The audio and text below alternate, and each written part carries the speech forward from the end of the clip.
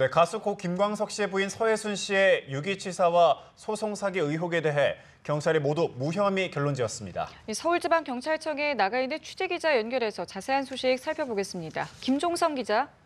네, 말씀하신 것처럼 서울지방경찰청 광역수사대가 고 김광석 씨의 부인 서혜순 씨에 대한 유기치사 및 사기 고발 사건을 모두 무혐의 처리했습니다.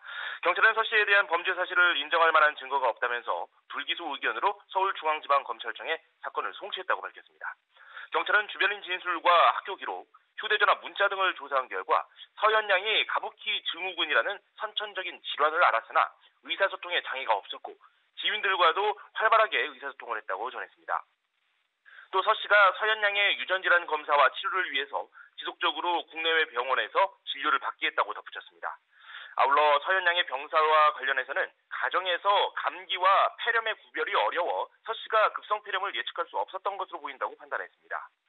서현 양이 사망한 2007년 12월 23일 새벽 5시 14분에 119 신고가 들어왔고 구급대원 도착 당시 서현 양은 심정지 상태였고 이 병원 도착 전에 사망했다고 설명했습니다. 부검 결과 사인은 미만성 폐포 손상을 동반한 화농성 폐렴 그리고 이물질 흡입으로 인한 폐 질환이었지만 서 씨가 딸이 사망하도록 방치했다는 사실을 인정할 만한 증거가 없다고 밝혔습니다.